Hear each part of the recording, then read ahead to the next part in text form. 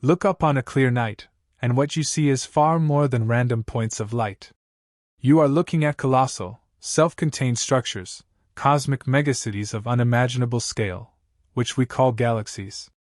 These are the fundamental organizational units of the universe, each a stellar ecosystem encompassing billions, even trillions, of stars, along with vast amounts of gas, dust, and mysterious unseen matter. Our own galactic home, the Milky Way, is a breathtaking spiral that holds somewhere between 200 and 400 billion stars. To put that in perspective, if every star were a grain of sand, the Milky Way would contain enough sand to fill an entire beach. And our galaxy is just one of an estimated 2 trillion galaxies populating the observable universe. They come in an astonishing variety of shapes and sizes: elegant spirals, massive rounded ellipticals, and chaotic, lopsided irregulars. These galaxies are the building blocks of the universe, the brightly lit framework upon which all of cosmic history has unfolded. The central question is, how did these complex, beautiful structures form? How did the universe go from being a featureless, chaotic soup to an intricate, organized tapestry of light and matter? The answer is a story that spans nearly 14 billion years, from the moment of creation itself to the present day. It is a story of gravity's slow, patient work, the invisible influence of dark matter, and the dramatic, self-sacrificing lives of the first stars. Tonight, we will drift back to the beginning, tracing the path of cosmic evolution to understand the birth of the greatest cities in existence.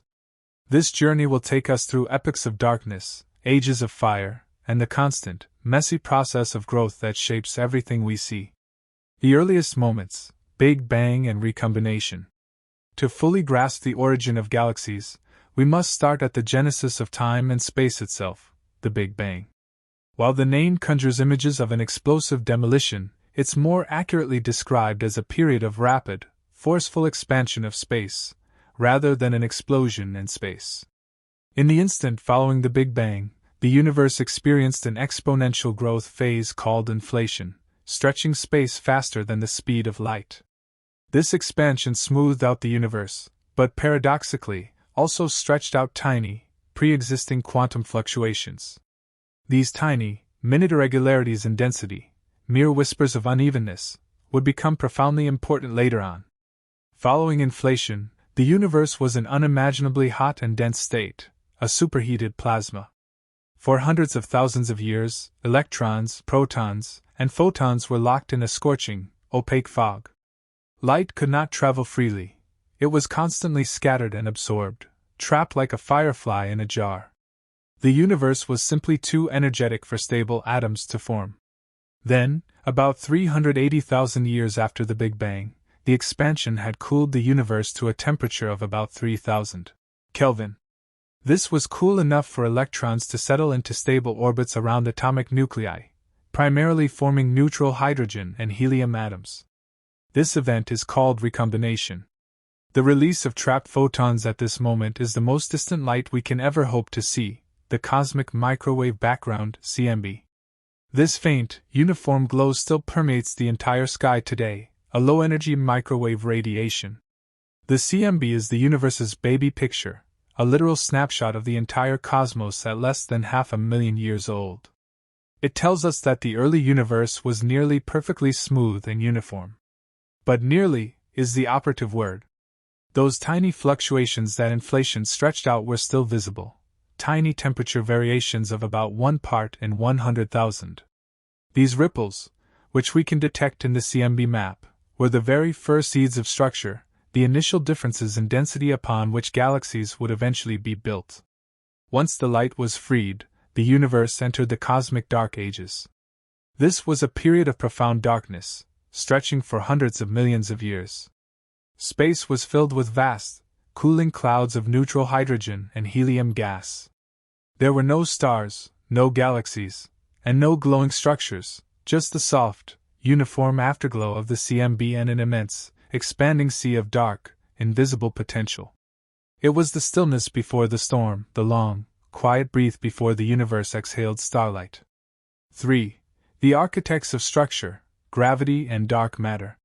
The transformation from this smooth, dark cloud to the intricate tapestry of galaxies was driven by two forces working in tandem: the familiar pull of gravity and the mysterious scaffolding of dark matter. Gravity is the universe's great gatherer. It began the process of structure formation by acting on those microscopic density ripples seen in the CMB. Where matter was slightly more concentrated, gravity pulled in more surrounding matter, making that region even denser. This is a process called gravitational instability, a runaway effect where the rich get richer. Slowly, patiently, over millions of years, the tiny wrinkles began to grow into significant clumps. However, the matter we see, the ordinary atoms that make up gas, dust, stars, and planets, is only about 5% of the total matter and energy content of the universe. If the universe only contained this visible matter, its gravity would be too weak to form structures the size of galaxies in the time available. This is where dark matter comes in. The existence of dark matter was first inferred in the 1930s by astronomer Fritz Zwicky, but the definitive evidence came from the study of galaxy rotation curves in the 1970s by Vera Rubin. When astronomers measured how fast stars orbited the centers of galaxies, they found something deeply puzzling. Stars far from the galactic center were orbiting just as fast, or sometimes even faster, than stars close to the center. According to the visible mass, the stars and gas, these outer stars should have been flung off into space, much like a ball being released from a spinning wheel. Yet they stayed put, moving at high stable speeds. The only explanation was that an enormous amount of invisible mass was providing extra gravitational support. This invisible substance, which we cannot see, touch, or detect through any electromagnetic means, it doesn't glow or reflect light, is what we call dark matter. It makes up about 5 times more mass than all the ordinary matter in the universe. Dark matter is believed to have formed vast, spherical clouds, or halos, around the nascent galaxy structures. Think of it as the invisible scaffold of the cosmos. The ordinary hydrogen and helium gas fell into the gravitational potential wells created by these massive dark matter halos. The dark matter dictated the overall shape and mass of the eventual galaxy. Without this unseen framework, galaxies as we know them simply would not have formed.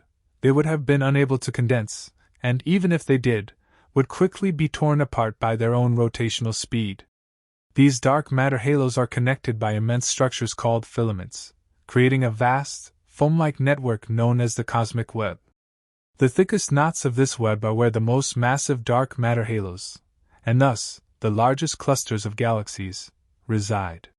The majority of the universe is actually composed of vast, empty voids between the filaments, regions of near nothingness where dark matter is scarce and few galaxies ever form. This cosmic web is the largest known structure in the universe, and its geometry laid the groundwork for the placement of every galaxy we observe today. 4. The Dark Ages and the First Stars, Population 3. While gravity and dark matter were organizing the scaffolding, the universe remained cloaked in the vast, neutral hydrogen fog of the Dark Ages. This epoch ended when the first structures within the dark matter halos became dense enough to ignite. In the densest knots of the dark matter filaments, gas began to accumulate and collapse under its own weight. As the gas cloud compressed, the pressure and temperature at its core soared. When the temperature reached about 10 million Kelvin, nuclear fusion of hydrogen into helium began, and the first stars flared into existence, ushering in the cosmic dawn. These pioneering stars, known as Population 3 stars, were a breed apart. They were born in the most pristine environment the universe has ever known, composed of only hydrogen, helium, and a tiny trace of lithium, the sole elements created in the Big Bang. Because they lacked any metals, astronomers call anything heavier than helium a metal, they were unable to cool efficiently. This inefficiency allowed them to grow to enormous sizes, potentially reaching hundreds of times the mass of our own Sunday. These massive stars lived incredibly short, yet spectacular, lives, sometimes burning for only a few million years before meeting a violent end. Their intense radiation, particularly ultraviolet light, was crucial for the universe's evolution. This UV light was so powerful it began stripping the electrons from the surrounding neutral hydrogen atoms, converting the gas back into an ionized plasma. This process, called reionization, essentially burned away the hydrogen fog that defined the Dark Ages, making the universe transparent to light once again. But the most significant legacy of the population 3 stars was their death. They concluded their brief existence in colossal explosions known as hypernovae or parent stability supernovae. These cataclysmic events blasted the first ever traces of heavy elements, carbon, oxygen, iron, silicon, out into the cosmos. These elements, essential ingredients for rocky planets, later stars, and all life forms, were literally created in the core of those first stars and scattered as cosmic seeds into the primordial gas clouds. Every molecule in your body, the calcium in your bones, the iron in your blood, the carbon in your tissues, came from the ashes of these long-dead pioneers. 5. The birth of proto-galaxies and quasars. The early, small clumps of stars formed within the first dark matter halos are often called mini-halos or proto-galaxies. They were chaotic, glowing blobs of young stars, held together by gravity but not yet organized into the grand structures we recognize today. These mini-halos were the building blocks. The universe began to assemble its cities by combining its villages. As these proto-galaxies grew and merged, a new, highly dramatic phenomenon emerged that was fundamental to the regulation of galaxy growth: the birth of supermassive black holes, SMBHs, and their intensely luminous counterparts, quasars. It is now believed that a supermassive black hole sits at the center of nearly every large galaxy.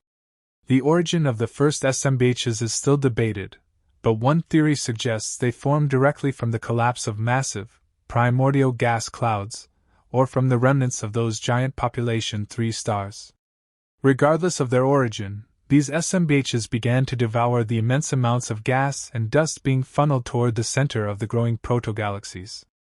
When a black hole actively feeds, the infalling matter spirals into a brilliant, superheated disk called an accretion disk. The friction and intense gravitational energy in this disk causes it to glow with blinding power, often outshining every star in the galaxy combined. These fiercely bright, distant objects are the quasars, quasi-stellar radio sources. The most powerful quasars were found to be most numerous in the early universe, confirming that the most intense black hole feeding was happening when galaxies were young and rich in fuel.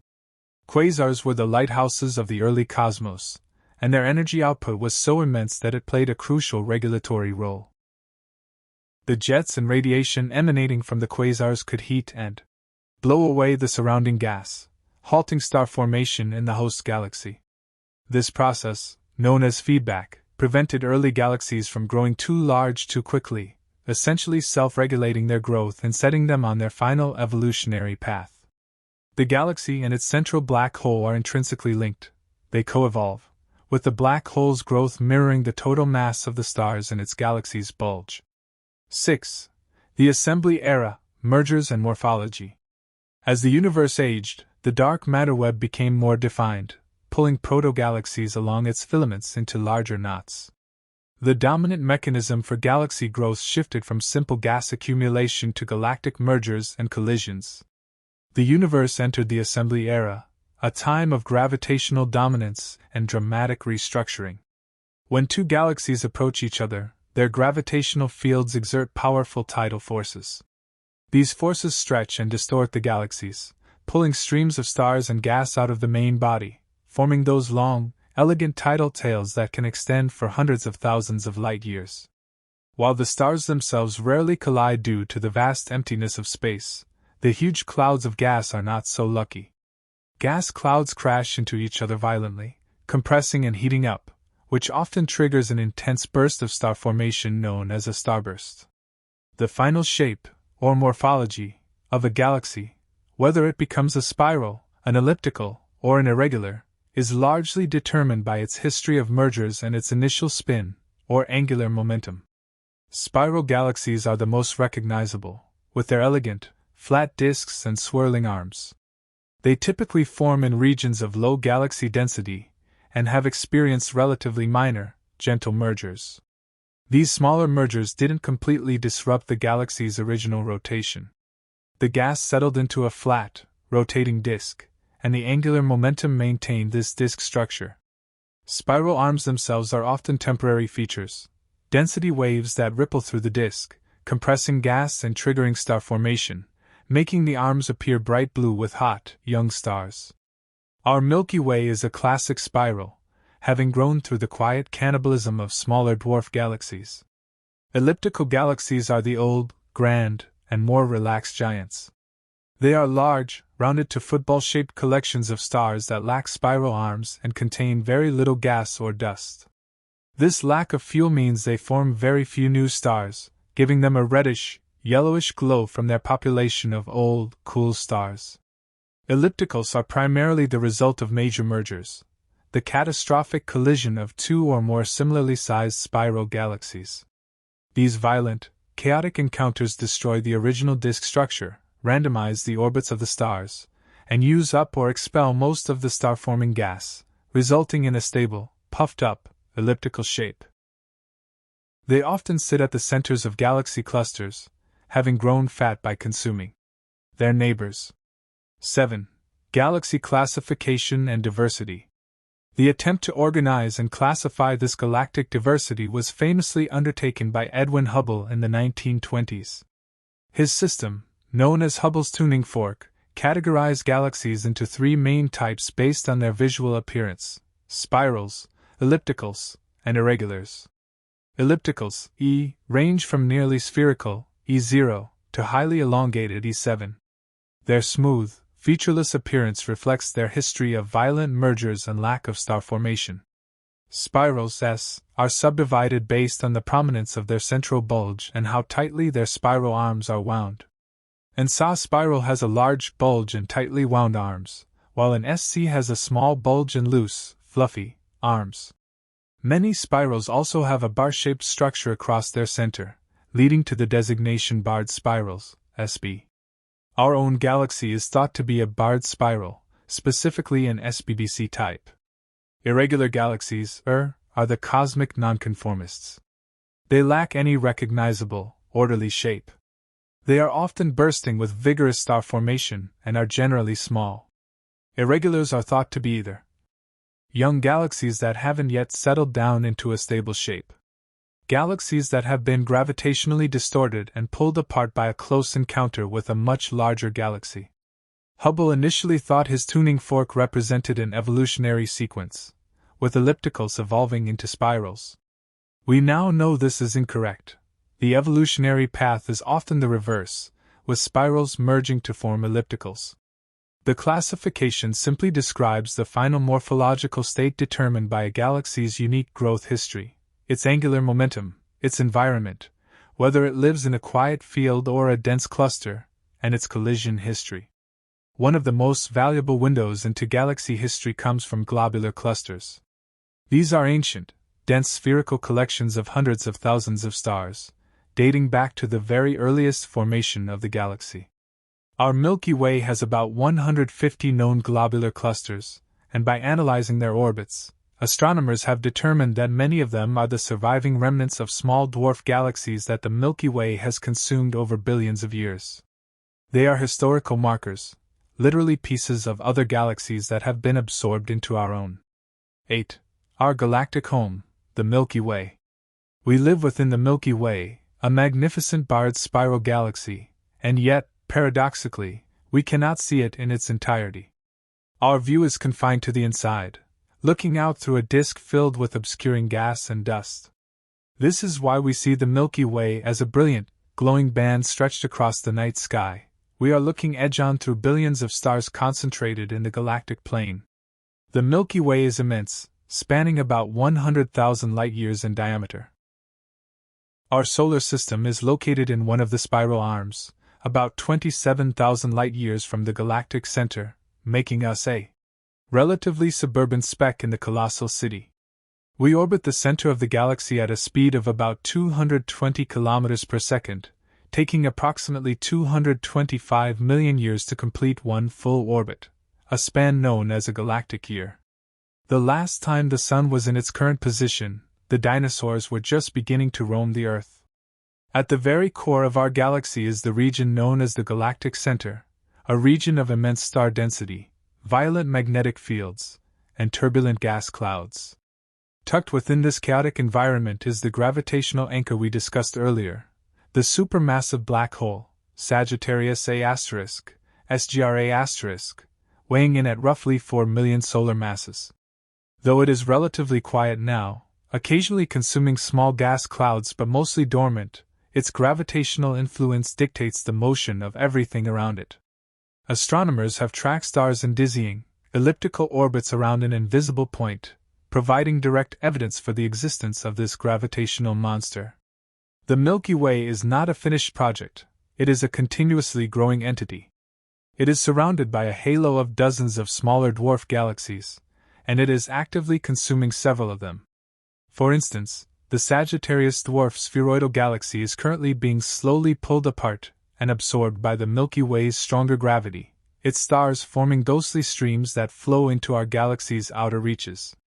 The Milky Way's growth is a testament to the fact that even the most stable-looking structures are, on cosmic timescales, constantly evolving and engaged in gravitational cannibalism. 9. The Final Dance, Andromeda and the Fate of the Cosmos. The Milky Way is not alone. It is the second largest member of a small collection of over 50 galaxies known as the Local Group. The undisputed largest member is the Andromeda Galaxy, M31, a slightly larger barred spiral located about 2.5 million light-years away. These two galactic giants, along with the third largest, the Triangulum Galaxy, M33, are gravitationally bound, and their future is sealed. The Andromeda Galaxy is currently heading straight toward the Milky Way at a speed of about 110 km per second. This is not a slow, passive drift, it is a genuine, inevitable collision course. However, because of the staggering distances involved, the actual event is still about 4 billion years away. When the collision begins, it will unfold over hundreds of millions of years. As the galaxies approach, the night sky for any hypothetical viewer on Earth would be spectacular, with Andromeda growing larger and larger until it dominated the view. Eventually, the two galaxies will pass through each other, twist and distort one another, and eventually settle into a single, much larger structure. As we discussed earlier, the merger of two spirals typically results in a giant elliptical galaxy. This future supergalaxy has already been given a playful, composite name, Milkomeda.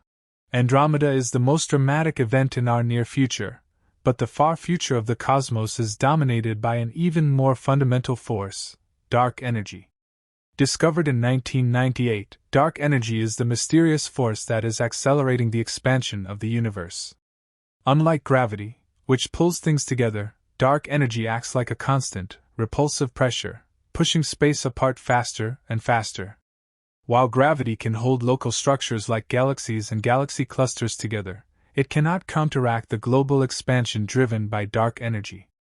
Over trillions of years, dark energy will ensure that galaxies not already bound to our local group or the emerging Milkomeda will be pulled away at ever-increasing speeds. Their light will be stretched so severely by the expanding space that they will eventually be redshifted entirely out of the visible spectrum. The universe will become increasingly cold, dark, and isolated. Future astronomers, billions of years from now, will see only the few dozen galaxies of the Milkomeda group and the surrounding local group. The entire vast, 2 trillion galaxy universe we see today will vanish over our cosmic horizon, leaving behind an isolated island in an immense, empty sea. 10. Conclusion, made of stardust. The journey through the birth and life of galaxies is perhaps the most profound story science can tell. We have tracked the cosmic narrative from the instant of creation, through the initial opaque fog, the long, quiet dark ages, and the dramatic, illuminating violence of the first stars. We have seen how the invisible forces of gravity and dark matter constructed the universe's infrastructure, pulling together gas and stardust into the incredible, organized cities we call galaxies. From the smallest density fluctuations that were stretched by inflation to the current era of galaxy mergers and star-forming spirals, the cosmos is a place of constant, immense change. Galaxies are not static images. They are living, evolving entities, forever growing, colliding, and reshaping themselves in the endless gravitational dance. And you, the observer, are not separate from this story. You are the direct, living result of this 13.8 billion year process. Every element that forms your physical body was forged in the heat of a distant star, scattered by an exploding pioneer, and eventually gathered into a cloud that birthed our sun and planet. You are, quite literally, made of galaxy stuff. You are a small, self-aware fragment of the cosmic city, capable of looking back in time with telescopes and tracing the immense, complex history that led to this moment. The story of how galaxies are born is not just a scientific curiosity. It is the most fundamental chapter of your own existence. The cosmos is not just out there, you carry it within you.